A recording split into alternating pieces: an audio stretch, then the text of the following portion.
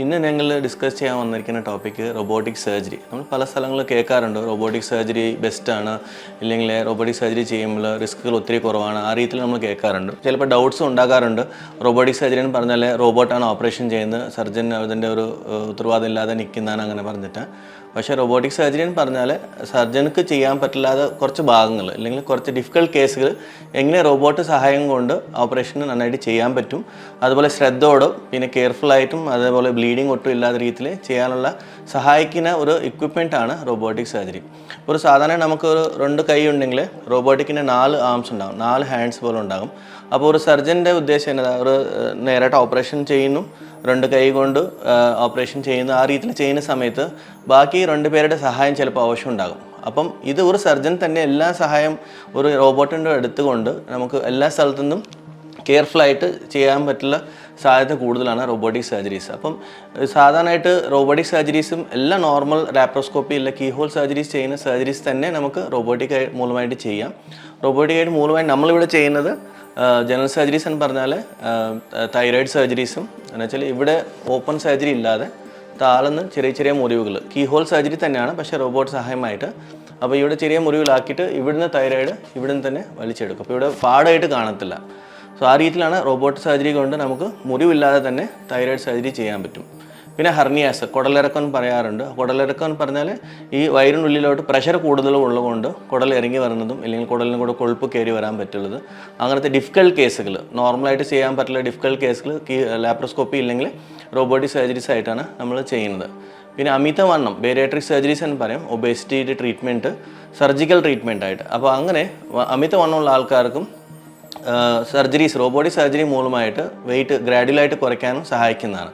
അവിടെ ബുദ്ധിമുട്ടെന്ന് വെച്ചാൽ ഓപ്പറേഷൻ തിയേറ്റർ ടേബിളിനെ കാലം ചിലപ്പോൾ പേഷ്യൻറ്റ് വണ്ണം ഉണ്ടാകും കിടക്കാനായിട്ട്, അപ്പോൾ സർജൻ ചെയ്യാനായിട്ട് ബുദ്ധിമുട്ടാണ്. അപ്പോൾ ആ രീതിയിലുള്ള ബുദ്ധിമുട്ടുള്ള കേസസും റോബോട്ടിക് സർജറി മൂലമായിട്ട് നമുക്ക് ജയപ്രദമായിട്ട് ചെയ്യാൻ പറ്റും. അപ്പം ഈ രീതിയിൽ റോബോട്ടിക് സർജറീസിൻ്റെ പ്രത്യേകത എന്ന് പറഞ്ഞാൽ പേഷ്യൻറ്റിൻ്റെ ബോഡിയിൽ അധികം ചതവ് ഉണ്ടാകില്ല. ഇപ്പോൾ സർജറി ചെയ്യുന്ന സമയത്ത് ലാപ്രോസ്കോപ്പി ചെയ്യുന്ന സമയത്ത് നമ്മൾ ചതവ് പേഷ്യൻ്റ് ബോഡി മേലാണ് മൂവ്മെൻറ്റ്സ് ഇടുന്നത്. പക്ഷേ റോബോട്ടിക് സർജറി ചെയ്യുന്ന സമയത്ത് ചെയ്യുന്ന സ്ഥലത്ത് മാത്രമാണ് ഇങ്ങനെ അണങ്ങത്തുള്ളൂ. അപ്പോൾ ആ രീതിയിൽ ചെയ്യുന്ന സമയത്ത് ബോഡി മേലെ സർജൻ ചെയ്യുന്ന പ്രഷർ കുറയും.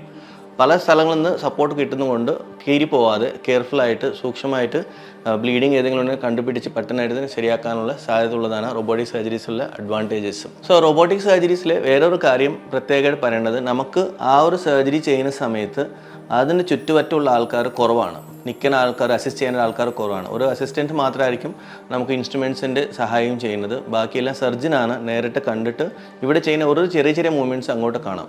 ഡോക്ടറിൻ്റെ ശ്രദ്ധ കുറച്ച് മാറിയാലും നമുക്ക് അവിടെ ഇൻറ്റിമേഷൻ കിട്ടും, അതുപോലെ തന്നെ മൂവ്മെൻറ്റ് ഒന്നും കാണത്തില്ല. സോ കംപ്ലീറ്റ് കോൺസെൻട്രേഷൻ ചെയ്ത് നമുക്ക് സർജറീസ് നന്നായിട്ട് ചെയ്യാനായിട്ട് റോബോട്ടിക് സർജറീസ് സഹായിക്കും. അതുപോലെ തന്നെ നമുക്ക് ഇപ്പോൾ സർജൻ്റെ ഹാൻഡ് എന്ന് പറഞ്ഞാൽ ഇത്രയും ടേൺ ചെയ്യാൻ പറ്റത്തുള്ളൂ, പക്ഷേ പല ആംഗിൾസിലോട്ട് മൊത്തമായിട്ട് മാറണം ഇങ്ങനെ ചെയ്യണമെങ്കിൽ ബുദ്ധിമുട്ടാണ്. അപ്പോൾ ഈ 360 ഡിഗ്രി മൂവ്മെൻറ്റ്സ് ഒരു ഡിഫിക്കൽട്ട് ഇല്ലാതെ ചെയ്യാനായിട്ട് റോബോട്ടിക് സർജറീസിൽ സാധ്യത കിട്ടും.